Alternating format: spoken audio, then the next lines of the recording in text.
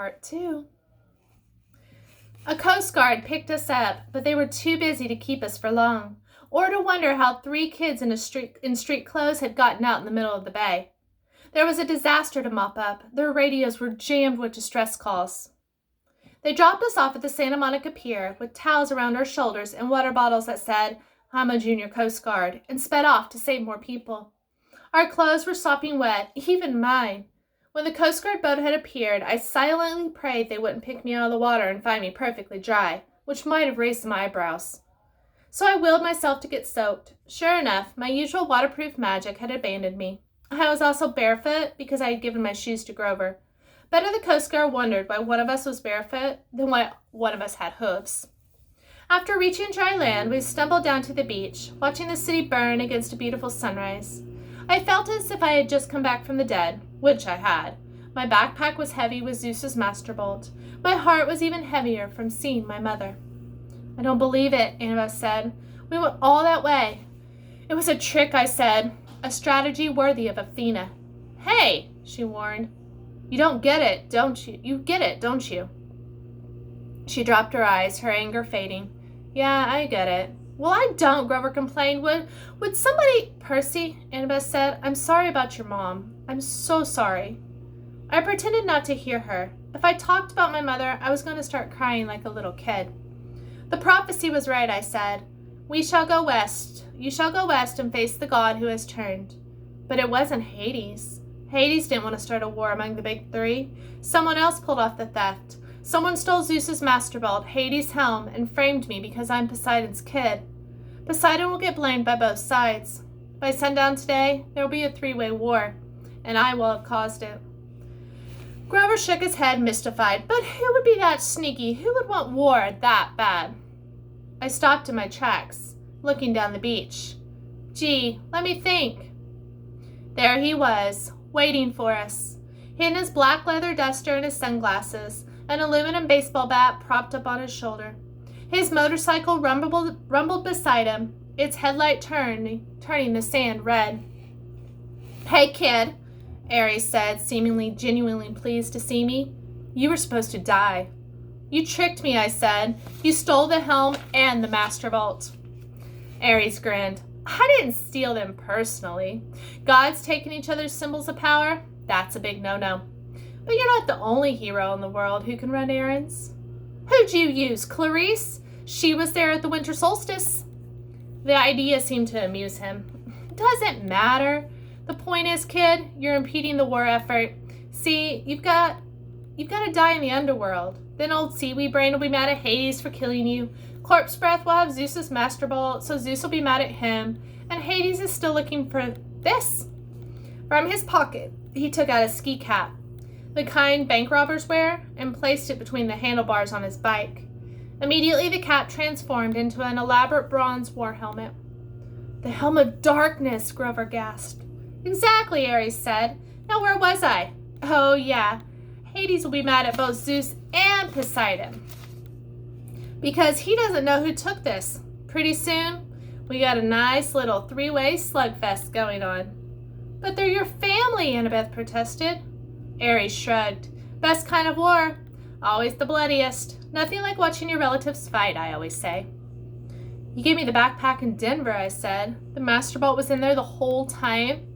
"Yes and no," Ares said. "It's probably too complicated for your little mortal brain to follow, but the backpack is the master bolt's sheath, just morphed a little bit. The bolt is connected to it, sort of like the sword you got on you, kid. It always returns to your pocket, right?" I wasn't sure how Ares knew about that, but I guess a god of war had to make it his business to know about weapons. "Anyways," Ares continued, "I tinkered with the magic a bit, so the bolt would only return to the sheath once you brought it to the underworld. You get close to Hades, bingo, you got mail. If you died along the way, no loss. I still had the weapon." "But why not just keep the master bolt for yourself?" I said. "Why send it to Hades?" Ares got a twitch in his jaw. For a moment, it was almost as if he was listening to another voice deep inside his head. "Why didn't I? Yeah, with that kind of firepower." He held the trance for 1 second, 2 seconds. I exchanged nervous looks with Annabeth. Ares' face cleared. "I didn't want the trouble. Better to have you caught red-handed holding the thing." You're lying, I said. Sending the bolt to the underworld wasn't your idea, was it? Of course it was. Smoke drifted up from his sunglasses as if they were about to catch fire. You didn't order the theft, I guessed. Someone else sent a hero to steal the 2 items. Then Zeus sent you to hunt them down. You caught the thief. But you didn't turn him over to Zeus. Something convinced you to let him go. You kept the items until another hero could come along and complete the delivery. That thing in the pit is ordering you around. I am the god of war. I take orders from no one. I don't have dreams. I hesitated. Who said anything about dreams? Ares looked agitated, but he tried to cover it up with a smirk. Let's get back to the problem at hand, kid. You're alive. I can't have you taking that master bolt to Olympus. You might just get those hard-headed idiots to listen to you.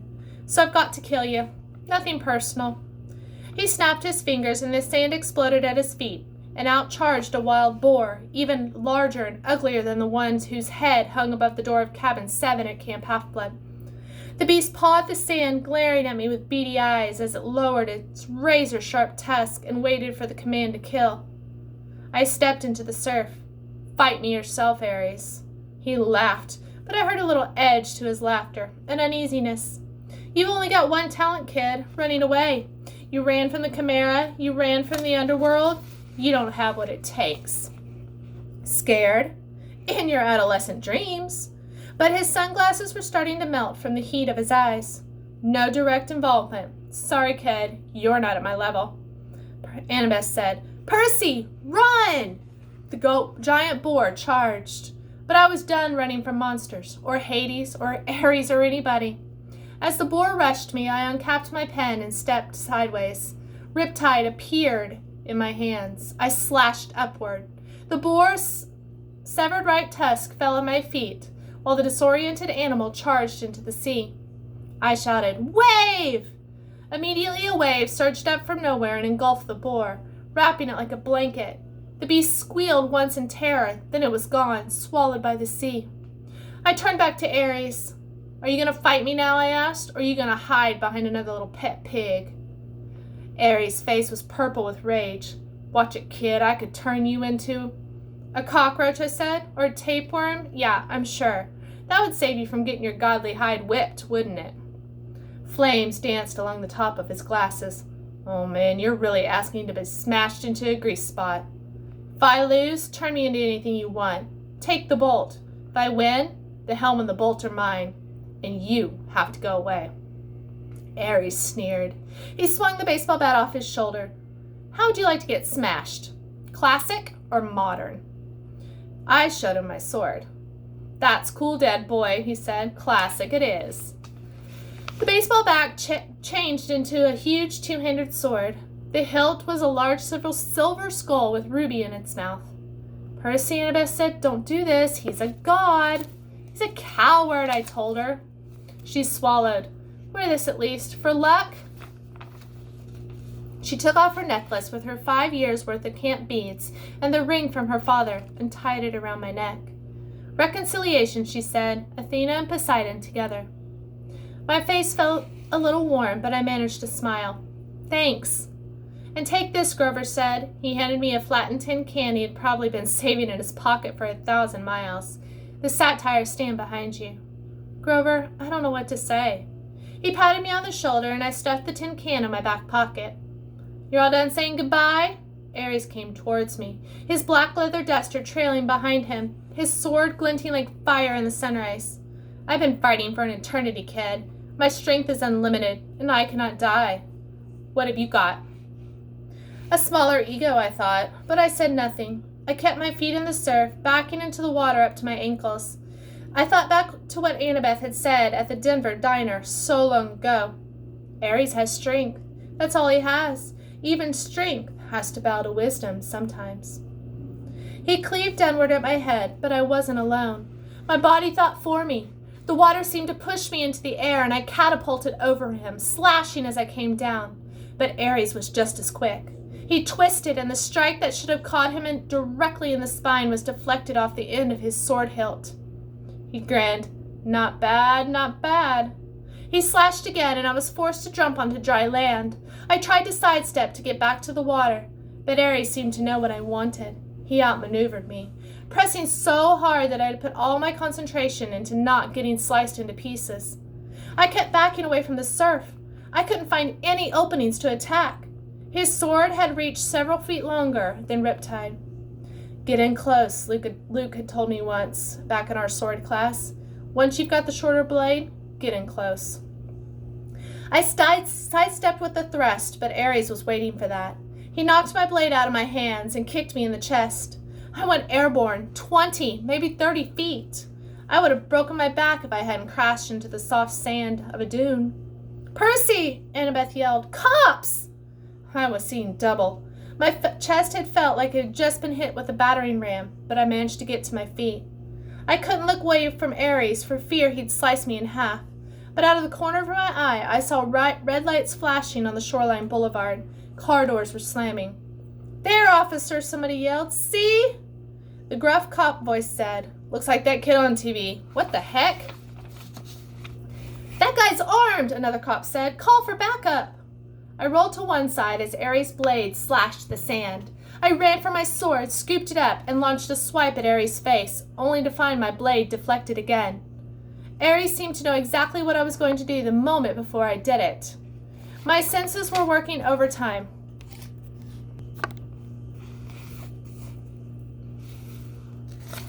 "Admit it, kid," Ares said. "You've got no hope. I'm just toying with you." I now understood what Annabeth had said about ADHD keeping you alive in battle. I was wide awake, noticing every little detail. I could see where Ares was tensing. I could tell which way he would strike. At the same time, I was aware of Annabeth and Grover 30 feet to my left. I saw a second cop car pulling up, sirens wailing. Spectators, people who had been wandering the streets because of the earthquake, were starting to gather. Among the crowd, I thought I saw a few who were walking with the strange, trotting gait of a disguised satyr. They were shimmering forms of spirits, as if the dead had risen from Hades to watch the battle. I heard the flap of leathery wings circling from somewhere above. More sirens. I stepped farther into the water, but Ares was fast. The tip of his blade ripped my sleeve and grazed my forearm. The voice on the megaphone said, "Drop the guns! Set them on the ground! Now!" Guns?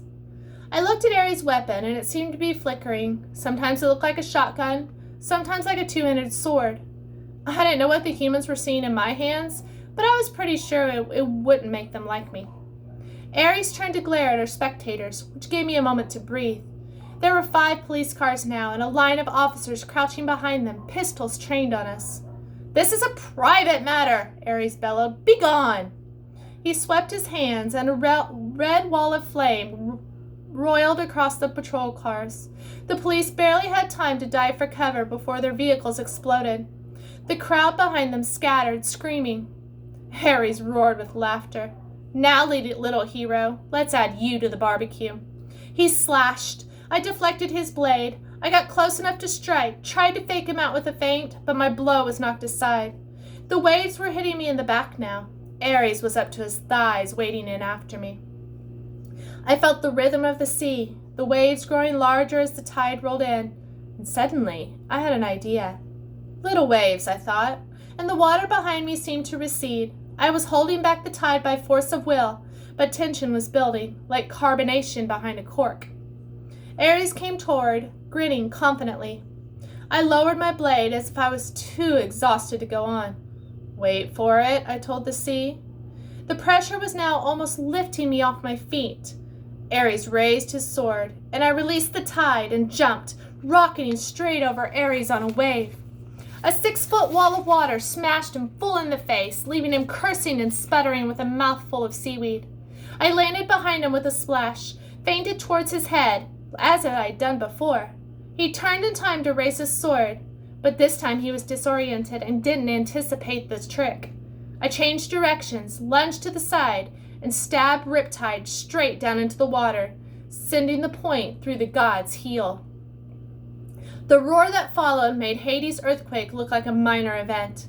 The very sea was blasted back from Ares, leaving a wet circle of sand 50 feet wide.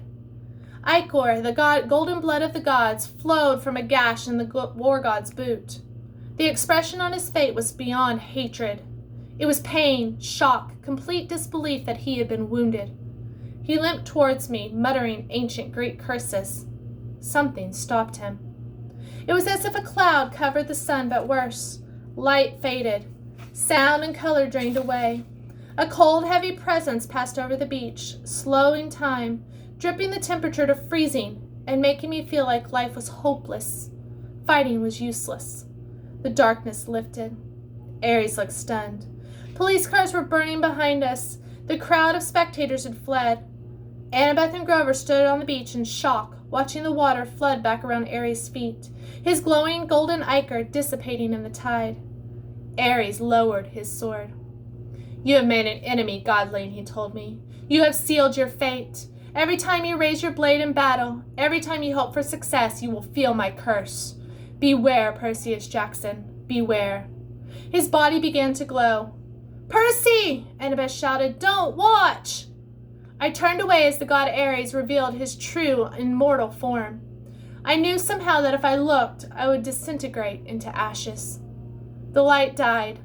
I looked back. Ares was gone. The tide rolled out to reveal Hades' bronze helm of darkness. I picked it up and walked towards my friends. Before I got there, I heard the flapping of leathery wings. 3 evil-looking grandmothers with lace hats and fiery whips drifted down from the sky and landed in front of me. The middle Fury, the one who had been Mrs. Dodds, stepped forward. Her fangs were bared, but for once, she didn't look threatening. She looked more disappointed, as if she had been planning to have me for supper, but had decided I might give her indigestion. "We saw the whole thing," she hissed. "So it truly was not you?" I tossed her the helmet, to which she caught with surprise. Return it to Lord Hades," I said. "Tell him the truth. Tell him to call off the war." She hesitated, then ran a forked tongue over her green, leathery lips. "Live well, Percy Jackson. Become a true hero.